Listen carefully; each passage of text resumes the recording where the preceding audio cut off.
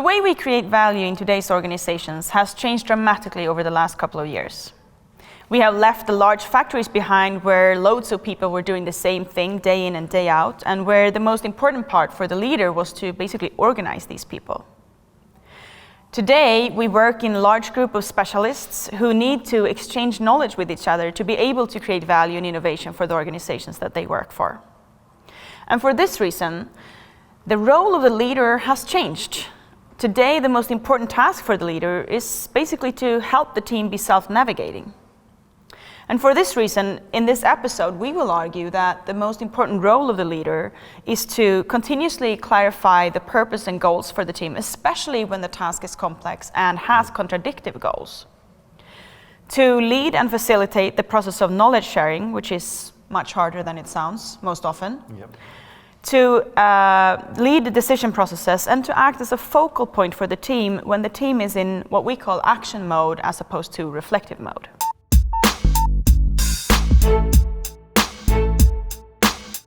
The big change in being a leader today, if it used to be that you should be the one who know the best or at least the most, today the only thing you can be sure of in a modern complex organization is that you have all these specialists, you have all these people that know things that you don't know. So what would be and you need to know this, to accomplish the task. Yeah. So your job will be sort of to get all this knowledge together in a meaningful way. And this is why we argue that knowledge integration is perhaps the most fundamental part of being a leader today. There are of course other sides as well, but that's why we're looking at this.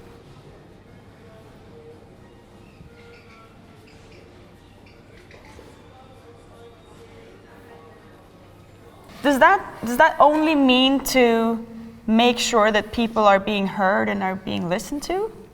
Yeah. Is that what we're saying, that's the role of the leader? No, that's too easy, right? Yeah. It's much more difficult. That's an important part. But you could put it this way, that if you're working in complex organizations, basically what you're trying to do as a leader is to get people to have as an advanced understanding of what they're doing as possible, because that will help them make the right decisions.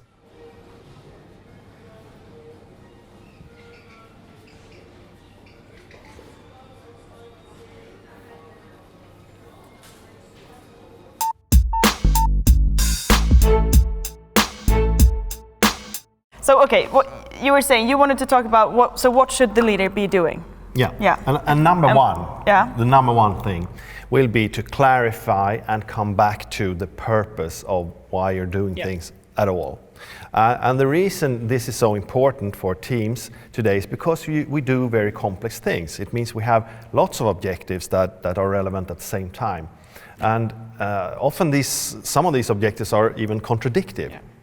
So you need to talk a lot, because then people go out there, do things, they have to do their own activities and make their own decisions, working for the team.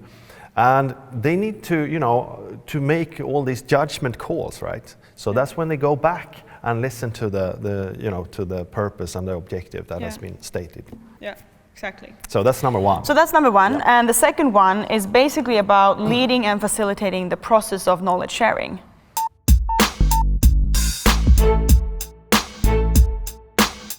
So I'm thinking, you Lotta, you're a management consultant. So you're basically making your living on knowledge integration. Yeah. Do you have a tool for that, or a specific method, or? Well, I'd say that the best tool to use when you want to facilitate knowledge sharing is reflection. Yeah, why is that? Well, because it's the most simple and effective tool to make sure that all the thoughts and ideas in the room is being voiced and listened to. Yeah, but that's kind of hard, isn't it, to get a good reflection out of it? Yeah, definitely. I'd say that it's probably one of the most underestimated tasks that a leader performs. In what way is it underestimated? Okay, so imagine this. Yeah. You have a problem that you need to discuss, or some sort of innovative process that you're going to go through with your team. Yeah. And if you just let the discussion free, you ask the question, you just let the discussion go free. What most likely will happen is that the person who has the highest status in the room, or the person who thinks the fastest, will start talking. Most impatient. Or most impatient. That person will start talking first. And when that happens, the other people in the room, they cannot sort of finish the thoughts or ideas that they were starting to think. Right. So the result of this is that we lose out on intelligence. We get the intelligence from the first person who speaks, but the rest of the other one's is thinking is disturbed by the first one starting to talk. So what you need to do as a leader in this situation is make sure that you have a sort of structured way of hearing all the thoughts and ideas in the room. Right. And the way you would do that, if you're going to lead a structured reflection, this is where the tool comes in. The way you do that is you ask the question, and then you make sure that everyone gets a few moments to think about their answer. On their own. On their own, without talking, and then you start listening. And you listen to one person at a time, and you make sure that you do not go into discussion mode or anything during this time. It's just one person talking, the others listening, and making sure that people are focused on listening, not trying to disturb what people are saying by hostile body language or something, just listening. Focusing on listening.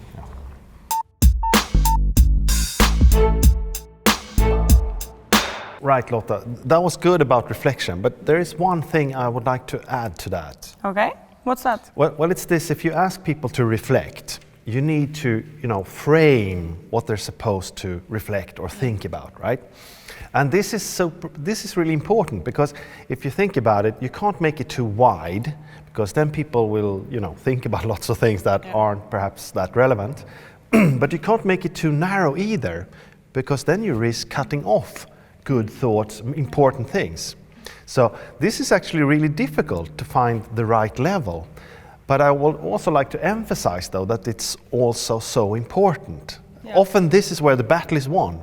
Probably, if you're good at this, the result will be confusion. Because what happens if you have a good framing, you get people to think about lots of different things, and you want that. But then when they start listening to each other, they don't see the pattern, they don't see the structure, and they think, oh, we're going to deal with all this and so on. And people get worried and stressed. They get worried, they get stressed by that. So here you have a job as a leader to just, calm things down by organizing it, sorting, summarizing what is said, and create sort of a structure to deal with how you're going to talk about this later on. So that's also, your job as a leader, probably, to do this. And then what would happen after this, most likely, is that you would go into a decision process. And then the leader's role would also be to facilitate and lead that decision process.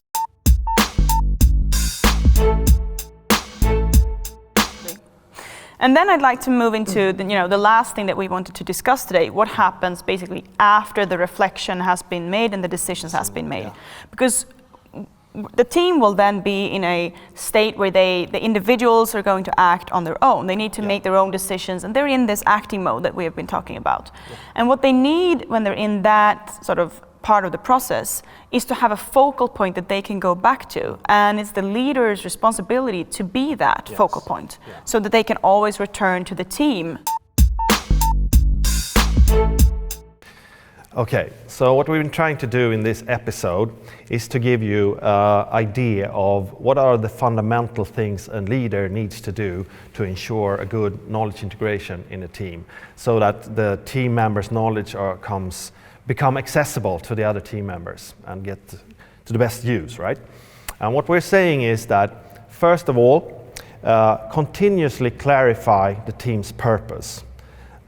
Because often the objectives will be contradictive, so you need to come back to that. Second, framing what is being discussed and ensuring that people are actually listened to. They get a chance to think what they want to say, and then they're listened to.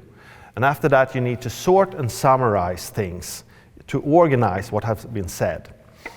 Then you will have to make decisions, right? So you organize the decision process, and that should be as visible as possible to the team.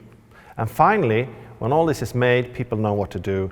You're the focal point of the team. So you need to be the one that the others can come to when they need to, send or get information.